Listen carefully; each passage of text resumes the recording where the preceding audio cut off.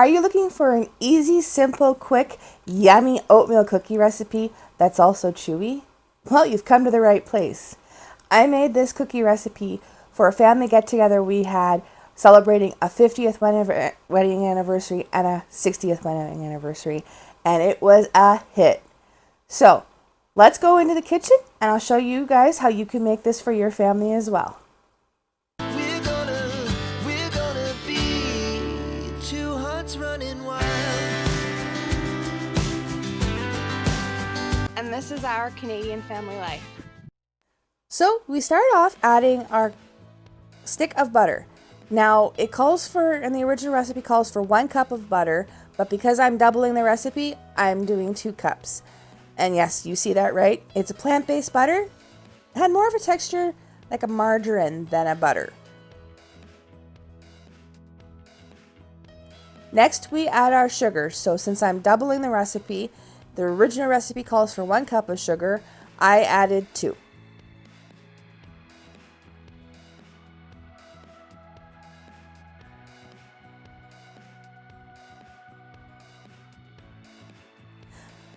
Yeah, halfway through I kind of ran out of sugar, so I had to go grab some more and restock my sugar pile. So there we go. Now I got my 2nd cup. We can continue on. Next, I need to add a 1/2 cup of packed brown sugar.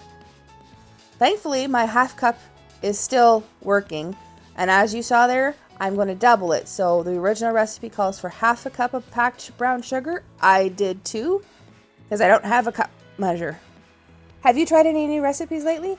Leave a comment down below and let me know. So next it's time for us to add our paddle to our machine.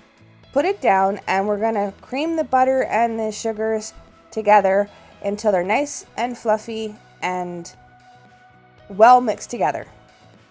Like what you see so far?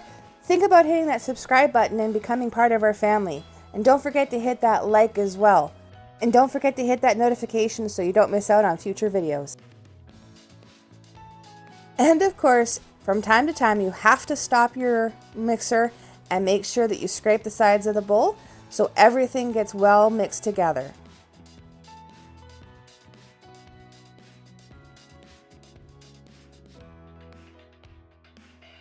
And of course, more mixing.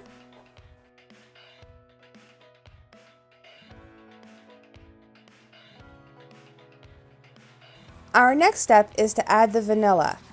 The recipe calls for 2 tisps of vanilla, or teaspoons.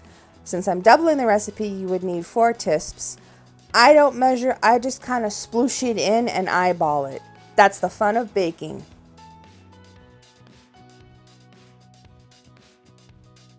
Now it's time to add the eggs. Again, the original recipe calls for 1 large egg, but since I'm doubling it, I'm using 2 large eggs. How many of you out there have backyard chickens? We miss our layer chickens and we hope to one day have them back. But how many of you have farm fresh eggs every single day thanks to your backyard chickens? Leave a comment down below. And you guessed it, more mixing. Make sure that your egg is fully incorporated into the batter so that you have no issues down the road.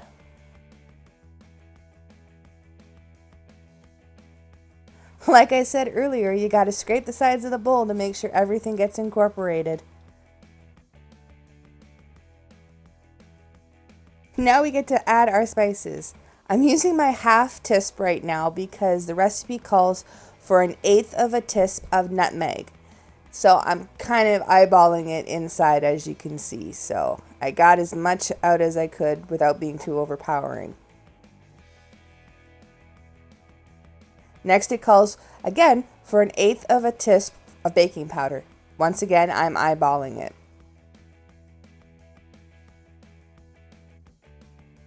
Now this is actually my baking soda.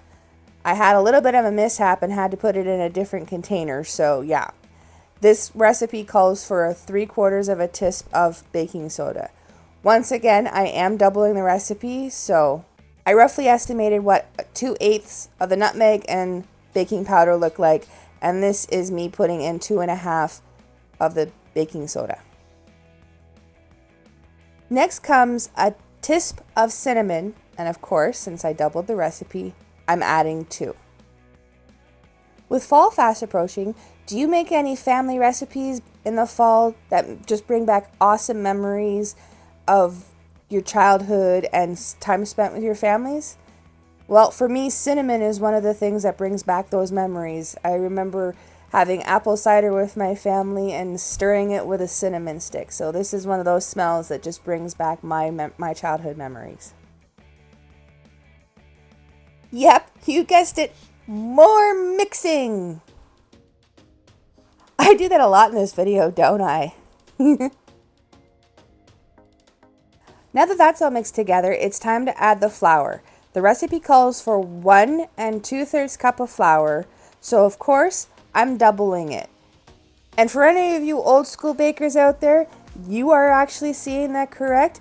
I do have some of the old Tupperware measuring cups. I have a 1 cup measuring cup, a 1/2 cup measuring cup, 2/3 of a cup measuring cup, and a 3/4. Yep, I know. Brings back some memories for people, doesn't it? Certainly does for me, baking with my mom.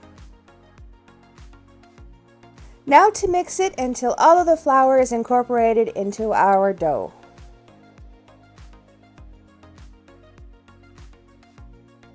And what kind of oatmeal cookie recipe would this be if I didn't add, you guessed it, my oats?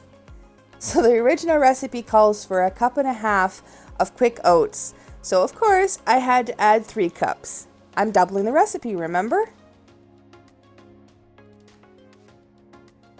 I hope you're enjoying this recipe so far. Don't forget to hit that like button for us. And if you haven't yet, hit that subscribe and come join our family and see what other chaos we can all get up to together. By also hitting that notification bell so you don't miss out on any future fun and chaos.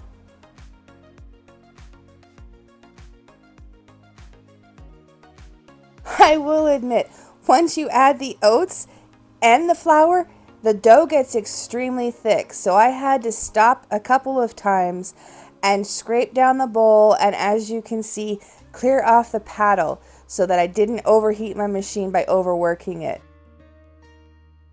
One last very good mix, and of course, scraping of the bowl before we move on to our next step, which is to roll these into lovely balls and then squish them. So, be back soon. Okay, so now I've got my cookie sheet ready to go, and there's the lovely dough. Doesn't that look great? It turned out amazing, I will admit.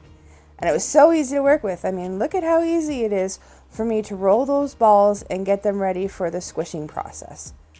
It was fun too, and they weren't sticky either, which was surprising. Now it is time for me to squish them. As you can see, I have my glass measuring cup. Now I didn't think the sugar was a necessity because it does say to dip it in sugar before you smush the cookie. As you can see, I did have some sticking issues. So once I removed that cookie, I decided to go grab some sugar and make sure that I coated the bottom of my measuring cup. And man, it made a difference, not only in smushing the cookies and making it easy to bring them up, as you'll see here in a second, but also in the very end, the flavor was so nice with the sugar on top after being baked.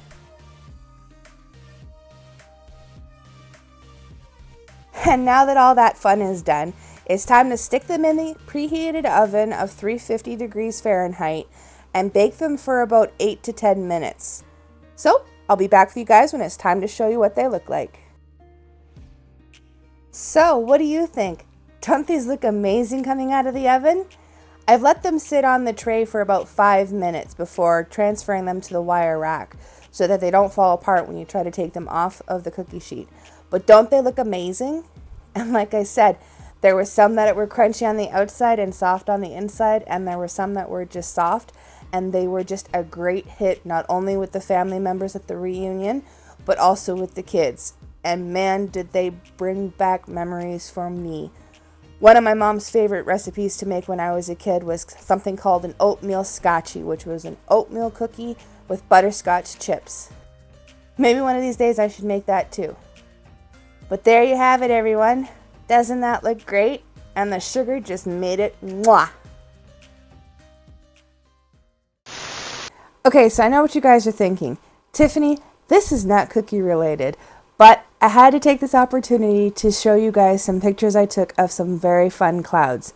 Now, if you're new here, you'll learn I love taking pictures of beautiful cloud formations and the sky, and I love the stars and everything that goes along with it. So I took the opportunity to put in a couple of pictures I took of some interesting looking clouds, including one that Alex said looked like a man doing a strongman pose.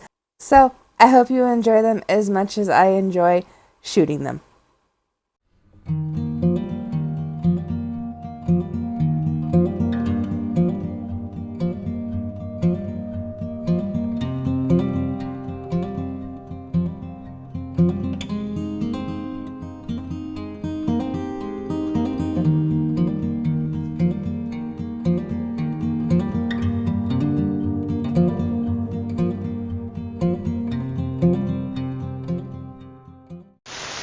So what do you think?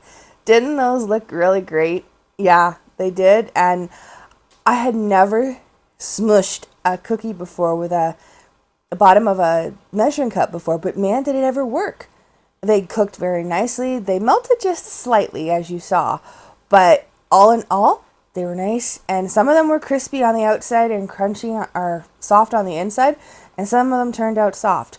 So we had something for everyone, which it was a major hit when we took it for our family reunion. Everybody seemed to really love them. So, and the sugar was just a nice little touch of sweetness on top. So it was a very awesome recipe, and I'm glad that I did it.